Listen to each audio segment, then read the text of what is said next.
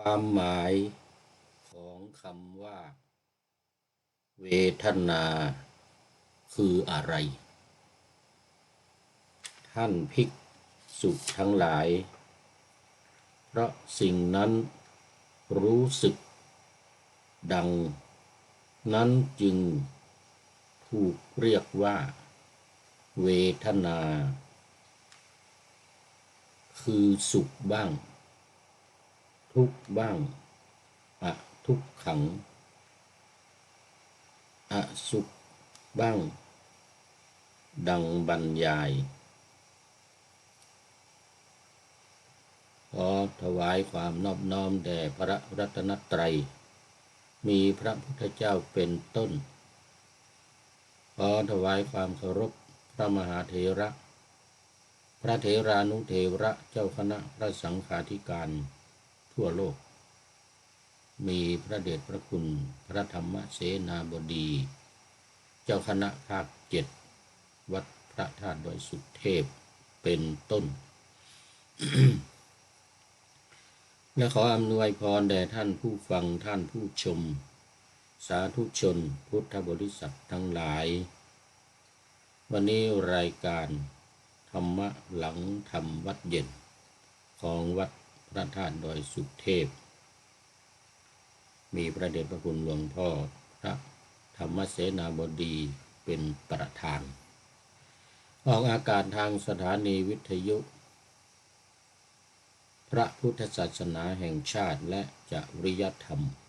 วัดพระธาตุดอยสุเทพ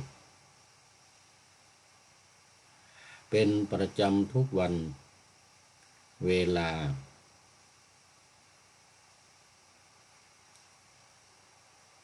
18:40 น.ไปถึง19:10 น.เว้นวันพระแล้วก็ในช่วงจัดงานเทศเนื่องในวันวิสาขบูชาคือตั้งแต่วันที่4ไปจนถึงวันที่17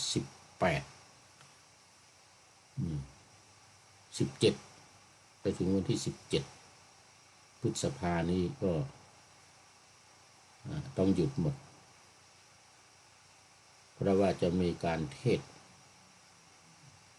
ในตอนเย็นทุกวันเวลา1 ทุ่มเพราะฉะนั้นก็รายการธรรมะหลังธรรมวัดเย็นนี้ก็จะไม่มีเวลาออกอากาศจึงจะได้หยุดตั้งแต่วันที่4ไปจนถึงวันที่17เพราะมีงาน 7 วันแรกก็เป็นวันงานวันวิสาขะเทศตอนเย็นทุกวันแล้วก็อีก7 วันหลังก็เป็นอัฐมีบูชา ขอไปเท่านี้ก็ขอต้อนรับ FC ตัวจริง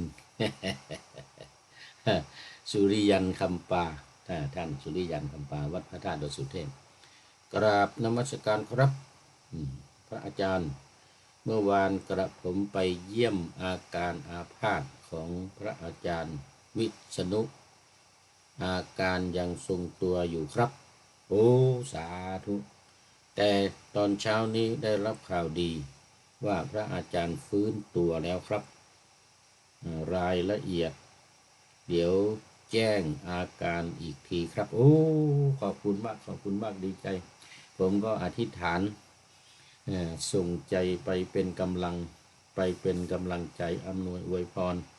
ให้ท่านอาจารย์พระมหาวิษณุได้รับความปลอดภัยหายจากโรคภัย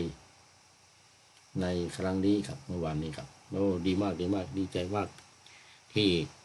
ได้ทราบข่าวดีว่าอาจารย์ฟื้นตัวแล้ว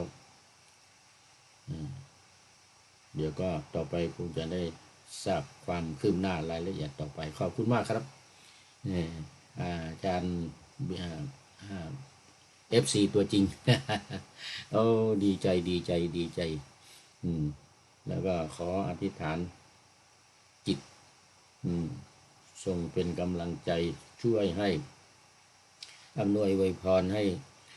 ท่านอาจารย์พระมหาวิษณุจารุธรรมโมเจ้าอาวาสวัดเจ็ดลินผู้จัดงานสงกรานต์เจดีย์สุดเศร้าที่ยิ่งใหญ่ในละเมืองไทยในล้านนาในเมืองไทยหรือในโลกก็ว่าได้เพราะมันไม่มีที่ไหน ไม่มีที่ไหนในโลกมีที่เดียวอันเจดีย์สุดเศร้าเจดีย์ทรายเนี่ยนะไม่มีที่ไหนเทียบเทียมได้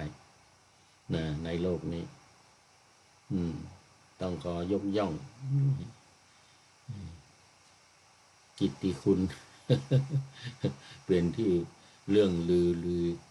ชากันไปทั่ว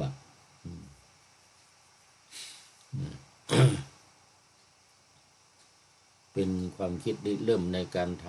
ำกองเจดีย์ทรายที่ใหญ่ที่สุดในโลกแล้วก็ไม่มีใครทำได้ต่อไปนี่ก็ทั้งในอดีตในปัจจุบันในอนาคตก็คงจะไม่มี เจดีย์ทรายปีใหม่ปีใหม่สงกรานต์นะปีใหม่มหาสงกรานต์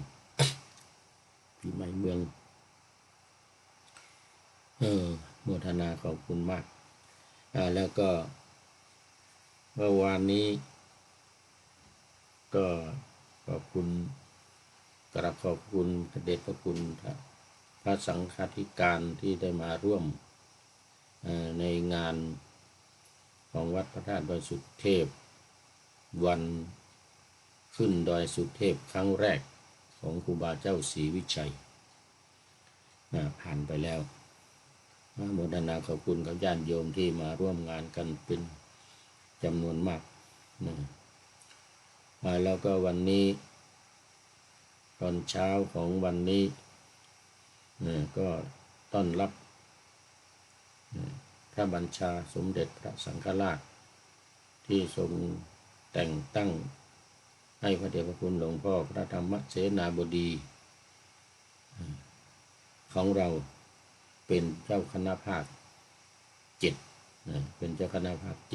7เป็นอย่างมากกราบขอบพระคุณ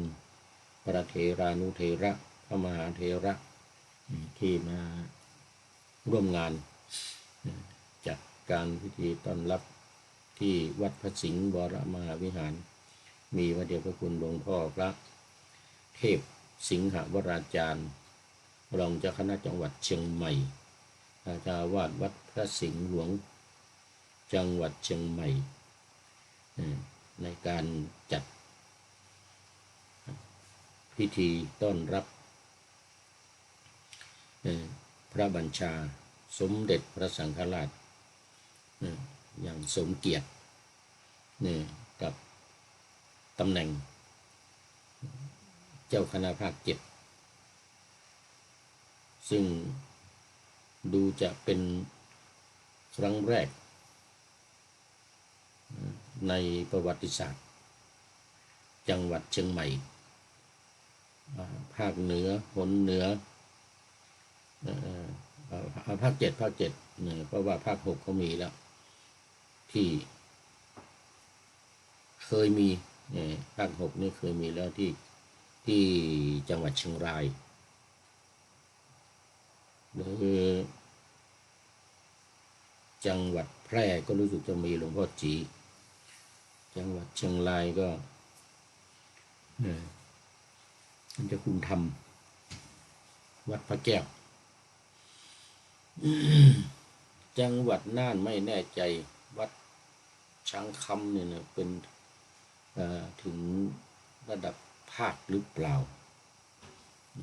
หลวงพ่อพระธรรมท่านทำเหมือนกันแต่ที่ลำพูนมี ลำพูนสมัย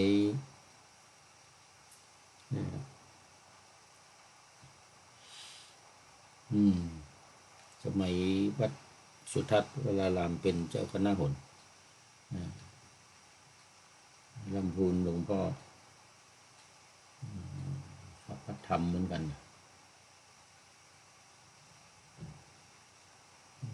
วัดพระธาตุนารีพุนชัยลืมชื่อไว้ละก็รู้สึกจะเป็นภาคเหมือนกัน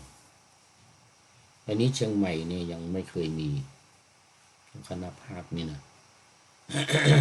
นานมาแล้วไม่แน่ใจสมัยหลวงพ่อฟูวัดพระสิงห์เป็นระดับภาค7หรือเปล่ายังไม่แน่ใจนะไม่แน่ใจนับมันนานมาแล้วเพราะนั้นผู้พูดนี่ยังเป็นเด็กยังไม่ได้บวชโดยกำลังบวชเนนอะไรประมาณนี้ได้คุณหลวงพ่อฟูวัดพระสิงห์ตอนนั้นนะแต่ก็ถือว่านานละก็มีนานแล้วก็มาได้พระเดชพระคุณหลวงพ่อพระธรรมเสนาบดีวัดพระธาตุดอยสุเทพของเราได้เป็นเจ้าคณะภาคถือว่านานมากในประวัติศาสตร์จะมีเวียนมาครั้งหนึ่งก็เป็นที่ภาคภูมิใจของลูกศิษย์ลูกหาศรัทธาญาติโยมวัดพระธาตุดอยสุเทพเป็นอย่างยิ่งหรือว่าเป็นเกียรติภูมิของวัดพระธาตุดอยสุเทพของจังหวัดเชียงใหม่อีกครั้งหนึ่งก็มาถึงวันงานวันวิสาขบูชาบ้างซึ่งก็จะมีการเริ่มตั้งแต่วันที่4ไปจนถึงวันที่17ดังที่กล่าว7วันแรกก็วิสาขะ7วันที่2ตั้งแต่แรม1ค่ำไปก็เป็นอัฐมีบูชาตามที่ได้กล่าวนั่นก็ขอถือโอกาสนี้ประชาสัมพันธ์เชิญชวนญาติโยมทุกท่านมาร่วมพิธีฉลองวันวิสาขบูชาโดยการฟังเทศน์ที่จะจัดขึ้นที่วัดพระธาตุดอยสุเทพ7วันแรกก็ที่หน้าบันไดนาคข้างล่างใต้อนุสาวรีย์ครูบาเจ้าศรีวิชัยเชิงบันไดขึ้นอนุสาวรีย์ครูบาเจ้าศรีวิชัย7วันหลังตั้งแต่แรม1ค่ำไปนี่ก็ที่บนลานเจดีย์วัดพระธาตุดอยสุเทพพระบรมธาตุดอยสุเทพเหมือนเดิม7วันแรม1ค่ำถึงแรม7ค่ำมีแสดงพระธรรมเทศนาทุกวันมาเยอรมนีบ้างวัดพระบรมธาตุดอยสุเทพเยอรมนีนี่ก็เริ่มวันที่11 2วันปฏิบัติธรรมในวันวิสาขบูชาแล้วก็ประจำวันอาทิตย์ด้วยเสาร์อาทิตย์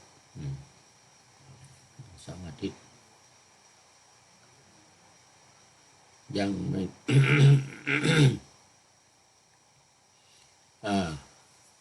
ตอนนี้ก็เข้ามาสู่เนื้อหาสาระของธรรมะธรรมะหลังธรรมวัดเย็นวันนี้ก็เป็นธรรมะประกอบกับวิปัสสนาหรือหลัก การปฏิบัติวิปัสสนาโดยการ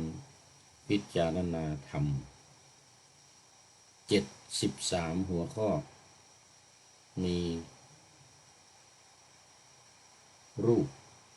เป็นต้นวันนี้เวทนาวันนี้เวทนาในขันธ์ห้ารูปเวทนาสัญญาสังขารวิญญาณวันนี้เป็นข้อที่สองในหมวดแรกคือหมวดขันธ์ห้าข้อที่สองข้อที่หนึ่งผ่านไปแล้วเรื่องรูปวันนี้เป็นเรื่องที่สองคือเวทนาคือเราจะต้องได้มาพิจารณากันอย่างละเอียดละอออย่างลึกซึ้งสุขุมคัมภีรภาพเอาเป็นแนวทางของการปฏิบัติวิปัสสนาต่างกันกับสมถะกรรมฐานที่พระเดชพระคุณหลวงพ่อนำปฏิบัติอยู่ในขณะนี้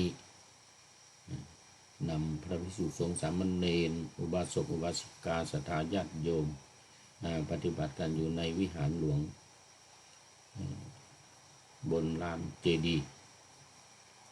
วัดพระธาตุดอยสุเทพอยู่ในขณะนี้ก็คือสมถกรรมฐานโดยการ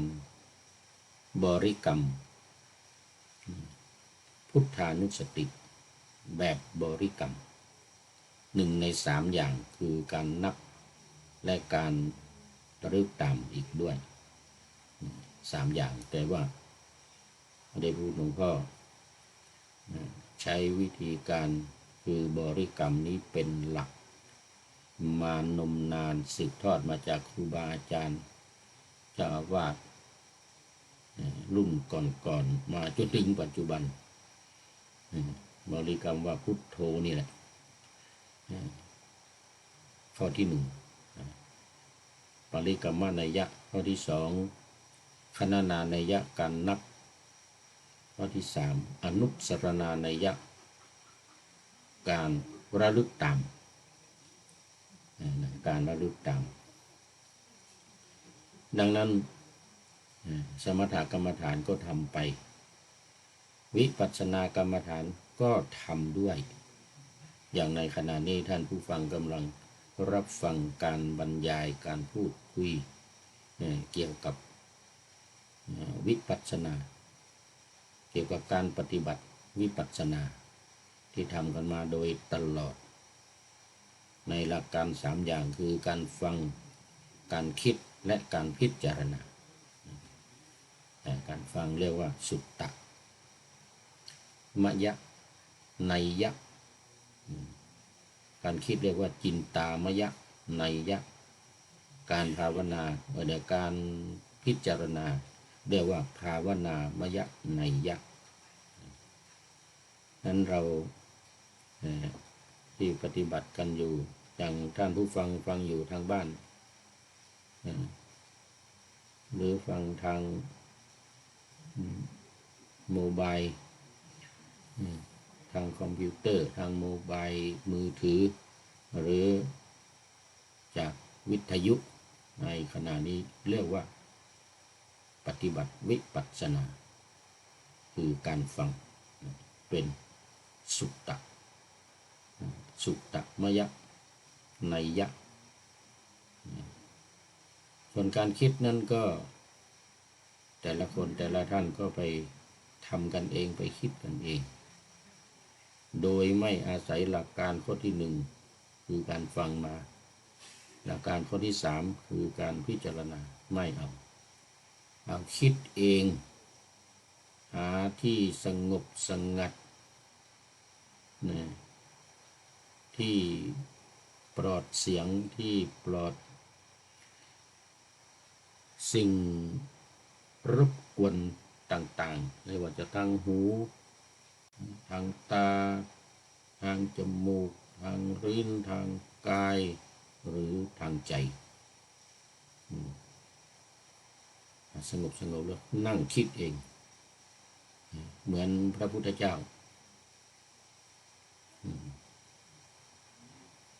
หรือพระปัจเจกพุทธเจ้า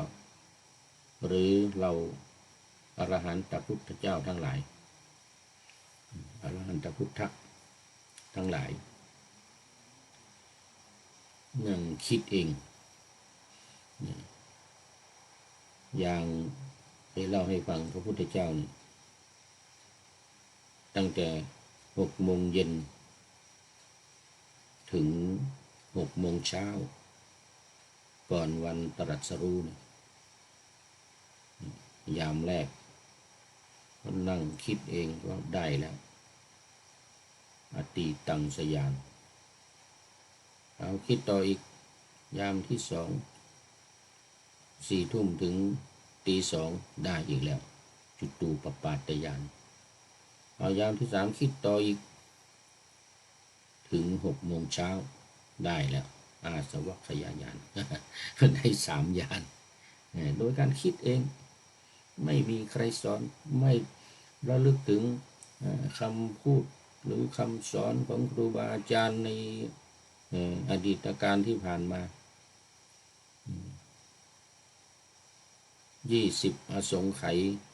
แสนกับที่ทำมาเนี่ยนะตัดทิ้งหมดนั่งคิดเอง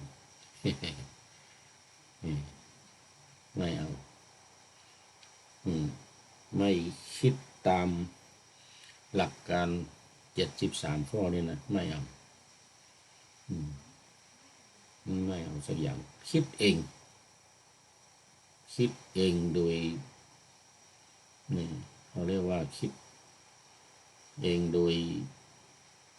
เพียวๆเลยไม่มีอะไรมาปนจนได้บรรลุเองนี่ดังนั้นการปฏิบัติสมถกรรมฐานนี่อย่าไปดูถูกขี้ไก่นะไม่ใช่ขี้ไก่นะขี้เป็ดนะสมถะนี่นะอย่าไปดูถูกนั่งคิดเองนี่นะนั่งคิดเองหรือนั่งบริกรรมก็ตามหรือนั่งนับก็ตามเนี่ยโดยเฉพาะการคิดเองเนี่ยเป็นแนวทางในการตรัสรู้ในแนวทางในการตรัสรู้หลวงพ่อจะไปวัดที่นี่ไปประชุมไม่ไปทำไมนะนี่อยากไปนี่บอกอยากไป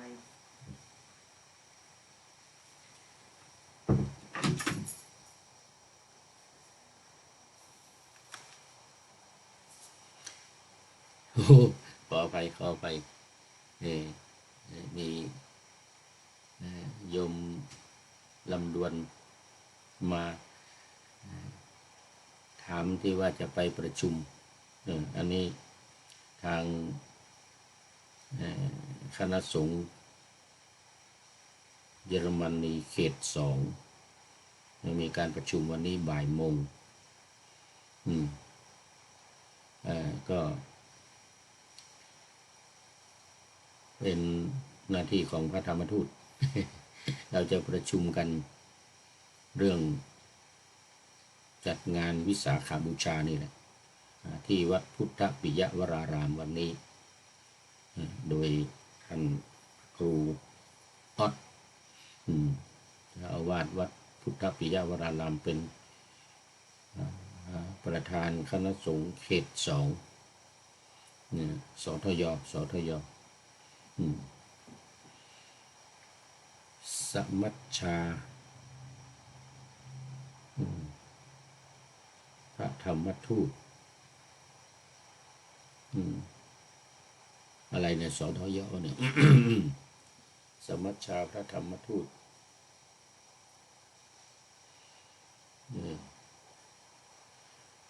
เนี่ยสักอย่างหนึ่งเนี่ยจำไม่ได้แล้วเพราะเราไม่ใช่ธรรมทูต เรามาเยี่ยมเยือนมาเยี่ยมเยือนมาเฝ้าวัดนี่รับบัญชาจากพระเดชพระคุณหลวงพ่อให้มาเฝ้าวัดมีพระธรรมทูตมันตอนนี้มีท่านอาจารย์พระมหาสมชายธิระจิตโตนี่จากวัดพรหมวงศารามกรุงเทพมหานครเป็นพระธรรมทูตประจำอยู่ที่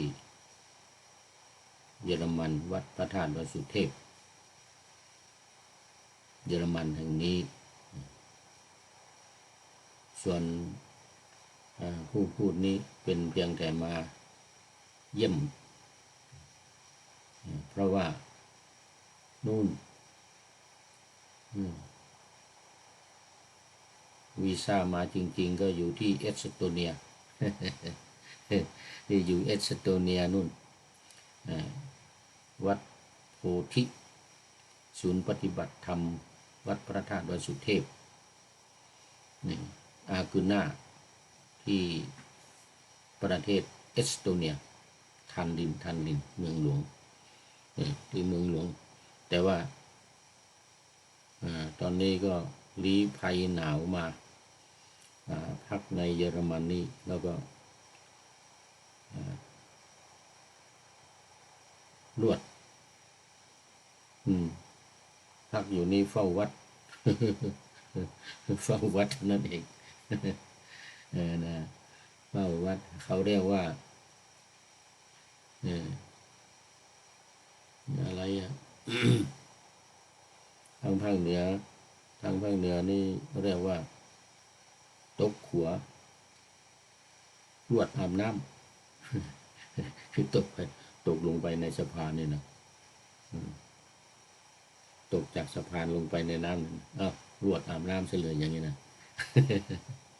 ภาษาไทยมีเหมือนกันนะอะไรสักอย่างหนึ่งเนี่ยคือไม่ได้ตั้งใจมาอยู่ที่เนี่ยเพียงแต่ว่าลี้ภัยหนาวมามันหนาวเอสโตเนียนะจะมาพักอยู่นี่สัก2-3 เดือน พอดี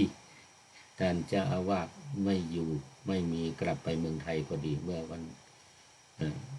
เดือนมกราที่ผ่านมาวันที่15วันที่14ก็เลยมาจากวัด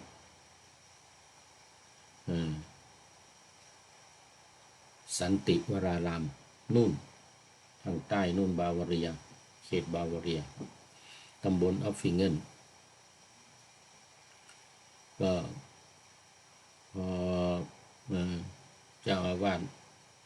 ไม่อยู่กลับไปเมืองไทยตอนนี้ท่านพระครู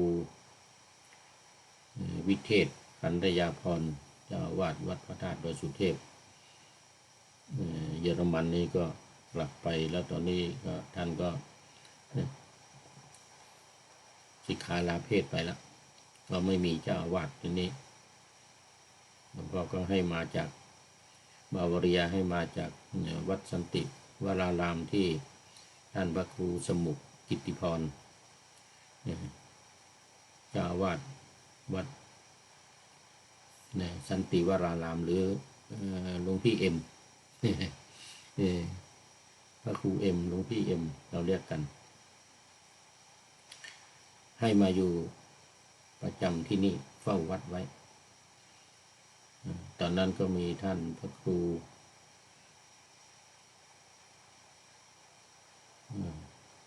วิมลรัตนวัดพวกช้างมาเป็นพระธรรมทูตกลับไปพระธรรมหาชมชายมาพอดีวันนี้ก็มาถึงธรรมะประจำวันพูดถึงวิปัสสนาวันนี้ดังที่ในปานาธรรมาสไว้ว่าความหมายของคำว่าเวทนาคือมาในขันธวารวรรคสังยุตตนิกายสุตตันตปิฎกเล่มที่17หน้า135ข้อ149ใจความว่าภิกษุทั้งหลายเพราะอะไรจึงเรียกว่าเวทนาภิกษุทั้งหลายเพราะสิ่งนั้นรู้สึกดังนั้นจึงเรียกว่าเวทนารู้สึกได้ซึ่งอะไรรู้สึกได้ซึ่งสุขบ้างรู้สึกได้ซึ่งทุกข์บ้างรู้สึกได้ซึ่งอทุกขมสุขบ้างภิกษุทั้งหลายเพราะสิ่งนั้นรู้สึกดังนั้นจึงเรียกว่าเวทนานี่ก็เป็นใจความของ ธรรมะในวันนี้หมดเวลาพอดี ต้องขออำลารับฟังกันใหม่ท่านFCตัวจริงสุริยันคำปาก็เป็นท่านสุดท้ายเข้ามาในรายการขอบคุณเป็นอย่างยิ่งแล้วก็พบกันใหม่ในครั้งต่อไปขอเจริญพร